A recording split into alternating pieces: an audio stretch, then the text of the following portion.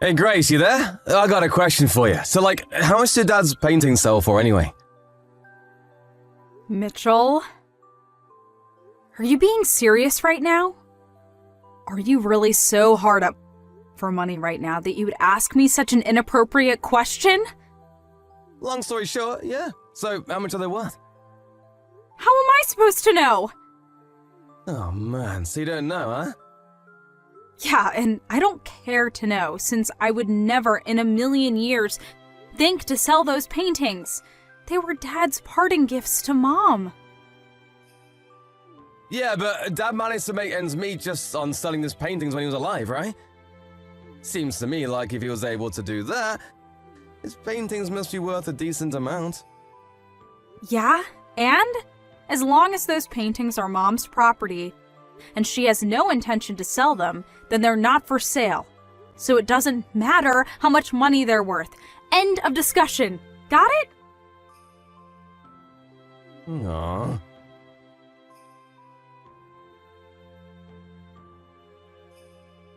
Hey Mom, how are you doing? It's been a while since I was there, so I was thinking about coming back into town this coming weekend. Do you have any plans? I'm doing fine, Grace. Thank you for asking. No, I don't have any plans at all. Feel free to stop by whenever you'd like. You just missed Mitchell and his wife Laura. They came by this morning to chat for a while and asked me to show them your father's old paintings. They did? Why? Laura was so taken with them that she asked if I wouldn't mind giving them a few to decorate their house with. I went ahead and let them take out a couple that they liked. Oh no, Mom! You gotta get them back! Call Mitchell right now and tell him to give them back to you! Why's that, Grace? Your father left them to me, but I consider them to be heirlooms for the whole family. Laura was very interested in seeing them. I don't see what's the problem with letting them put a couple up in their house. I'm sure they'll take perfectly good care of them. I don't see anything to be worried about. Yeah, Mom, I know that those paintings have a lot of sentimental value to you and I, but you can't forget that they also carry a high monetary value. Did you at least tell them explicitly that they're not allowed to sell them? Grace, what's gotten into you all of a sudden? I think you're worrying too much about nothing. Mom, you know Mitchell as well as I do. You know he would sell those in a heartbeat if he wanted to. He has absolutely no financial skills. His paychecks are nearly used up within a day or two of his payday. And just yesterday, he sent me a bunch of messages asking me to tell him how much Dad's paintings are worth. Isn't that suspicious? I got a really bad feeling from the way he was talking. And that's a big reason why I wanted to come home this weekend and make sure he didn't do anything really stupid. I had no idea that derelict would make his move so quickly.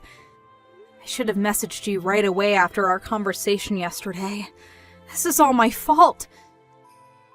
Grace, I'm telling you, you don't need to worry about a thing, dear. How can you be so relaxed at a time like this? He's definitely going to try and sell Dad's paintings. It's all over and done with, Grace. You don't need to concern yourself with anything. Huh? Wait, what do you mean it's over and done with? That's for me to know, and for you to find out.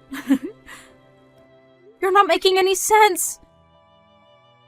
For now, you can come on down here this weekend like you had planned. I'll have your favorite cookies waiting for you when you get here.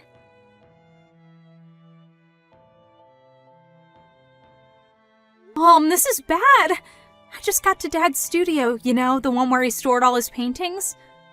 Oh my Grace, you're here already? You're much earlier than I expected. And you've caught me off guard, too. I was just about to head out to the store to buy the ingredients for your cookies. Mom, listen! The door to Dad's studio was unlocked when I got here. And when I looked inside, the whole place had been cleared out. Every single one of Dad's paintings is gone. Really? I thought this was too much for even them, but I checked the security camera footage and sure enough, Mitchell and Laura were here last night and they stuffed all of Dad's paintings into their car. Do you still have the key to Dad's study? Do you think they might have managed to make a copy of it? We've got to move fast, Mom. If we wait any longer, Mitchell's gonna sell every last one of them. We can't let them get away with this. Do you have any idea where they might have taken them? Grace, please calm down for a moment. Why can't you just explain what's going on, Mom?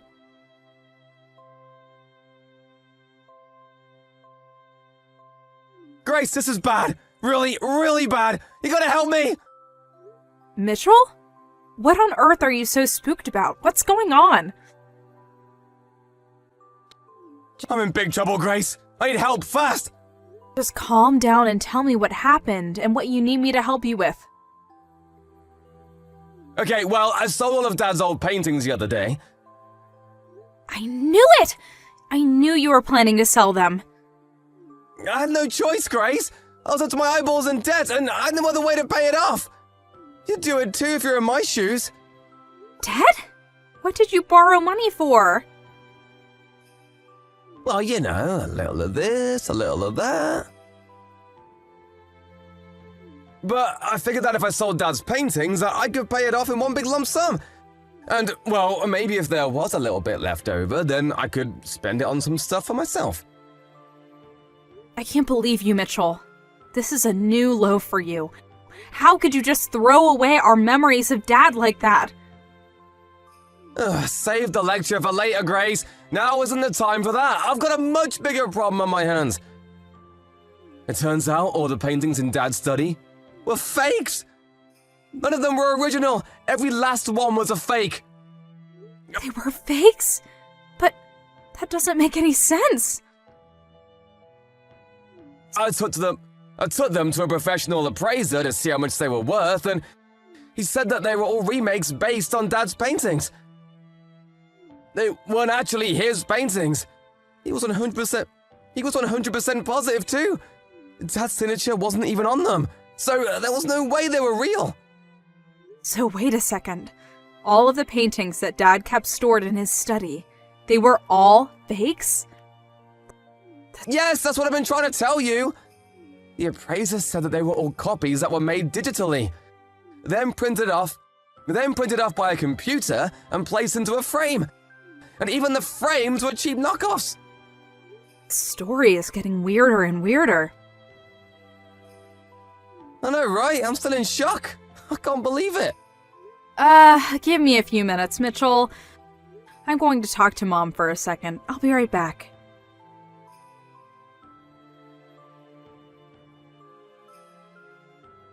Hey, Mom, where are you right now? Oh, hello, Grace. I'm at the art museum. There's an exhibit going on with pieces from an acquaintance of mine. An exhibit? Yes, for an artist who was classmates with your father back in art school. I'd met them a couple times over the years as well, so they were kind enough to send me an invitation. But, oh, okay, well, that's nice. But I have something completely unrelated that I need to talk to you about. And it's urgent. Do you have a minute? But of course! How can I help you, dear? I just got a message from Mitchell, and he's super panicked. He said that he just took Dad's paintings to an appraiser, but the appraiser said they were all fakes. And? And? Is that all you have to say about this?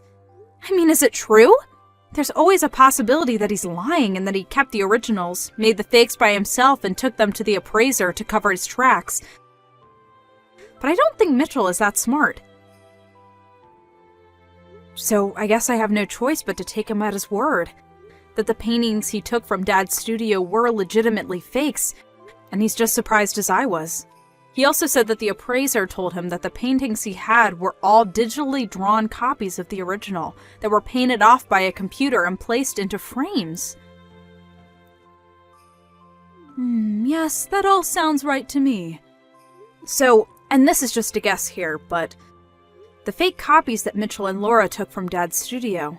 You made them, didn't you? And the painting that you said you gave them yourself a few days earlier. That was another one of your drawings, right? You're a clever girl, Grace. Well, it seemed like a logical conclusion. I knew that you worked as a background illustrator for an advertising firm back in the day, and I thought you had said something about using drawing software with a computer rather than a pen and paper. So, since neither I or Mitchell have any artistic talent whatsoever, the only other person who had both access to Dad's studio and had an art background was you, Mom. You figured that out all by yourself? Truly impressive, dear. Okay, now that that's out of the way, the last remaining question is, why did you do all that?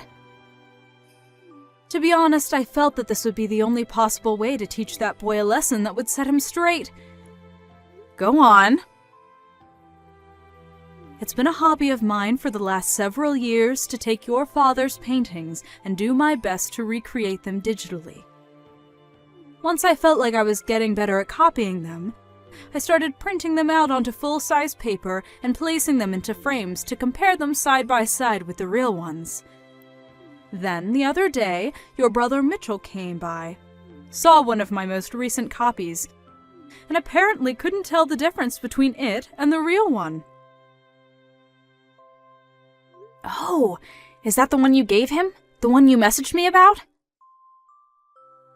Yes, that's the one. They were raving about how beautiful it was and complimenting your father's artistic ability.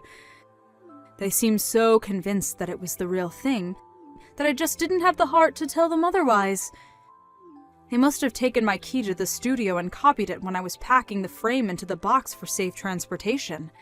And then, the day you came back into town, they waited until I had left the house to go into your father's studio and take all the paintings they thought were real. After that, they went down to the appraiser's place to have them looked at, and the rest is history. By the way, the appraiser they went to also happens to be a friend of your father's, and he called me after Mitchell and Laura left his office to tell me that they had brought my drawings to his store. Wow, you knew the appraiser? I guess that makes sense. It's not a very big art community around here. Yes, your father was quite the popular artist. I'd be surprised if there were any appraisers he wasn't friends with. Your father was quite a shrewd man as well. He foresaw the possibility that Mitchell would try to sell his paintings, and made preparations to cut him off at the pass. He sent out messages through his colossal network of connections in the art world, and made sure that any time any person tried to sell one of his paintings, that they would contact me immediately. Looks like his plan was a resounding success. Yeah, that explains why the appraiser called you. I was wondering about that. Indeed. Mitchell and Laura were still at his office when he called, so I had him tell them that the appraisal would take some more time and send them back home. Then, just today, I had him call Mitchell back and tell him the news, that he couldn't buy the paintings from them because they were fake. My guess is that Mitchell messaged you after getting off the phone with the appraiser. You said he sounded panicked. Wow! I'm really impressed. I never would have thought both you and Dad had planned for such an occasion as this. Oh, and by the way, don't worry about my paintings. The appraiser had them all returned to your father's art studio. And as for the originals, I've had them stored in a much more secure location for years now, so you don't have a thing to worry about, Grace. They're completely 100% safe. Okay, well, that does make me feel a lot better, but that still leaves the issue of Mitchell and Laura's debt. He told me that he was in debt up to his eyeballs and was planning to sell Dad's paintings in order to pay it all off. Yes, and I think it's high time I took care of that boy once and for all. What do you mean, Mom? It's just like I told you before, Grace. That boy's life took a turn for the worse ever since he married that awful Laura woman. I warned him not to marry her, that she would be a bad influence on him, but did he listen to his mother? Of course not. And look at him now, tens of thousands of dollars in debt that he used on exotic trips, fancy dinners, and casinos. Casinos? You mean he went into debt so he could gamble? I take back what I said about him. It's not that he has no financial skills. He's just an irredeemable moron. Good grief! I know how you feel, but I've made arrangements for him as well. You mean there's even more to you and Dad's plan for Mitchell? I told you that it's all over and done with, didn't I? When I said all, I meant it. I've made arrangements for Mitchell to deal with his debt. Oh boy. What did you do, Mom? I did what any responsible parent would do to turn their prodigal son back to the straight and narrow. Now, if you'll excuse me, I'd like to go back to enjoying the art exhibit. Take care, Grace. Stop by whenever you'd like. Oh, sure. Thanks, Mom. Talk to you later.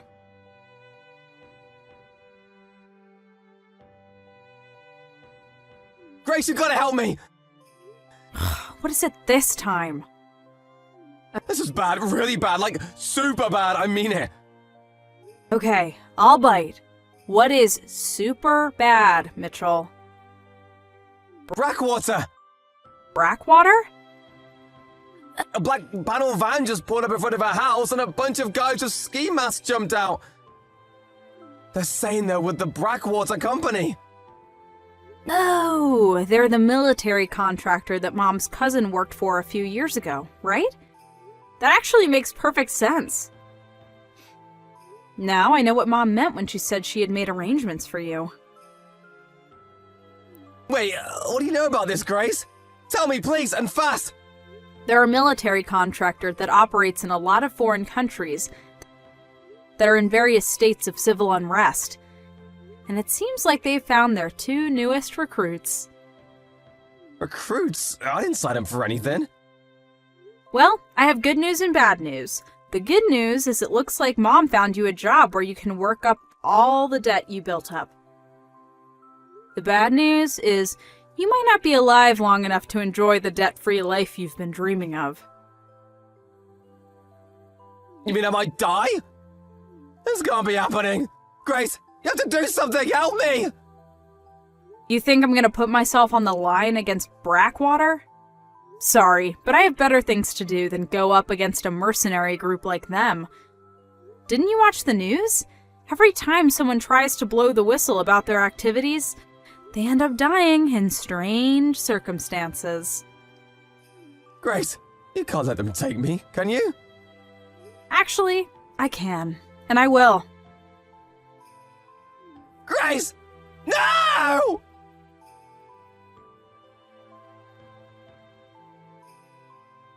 I really had Mitchell going with the whole Brackwater bit, didn't I? Well, unfortunately, the people who came to pick him up weren't a shadowy mercenary group. They were from a live-in work education program for derelict adults. Mom was aware they were coming to pick up Mitchell and Laura that night, and she pulled up in her car right after they did. Mitchell and Laura were already loaded into the van when she got there, and she was greeted to a chorus of bangs on the van walls and muffled sounds of terrified screams.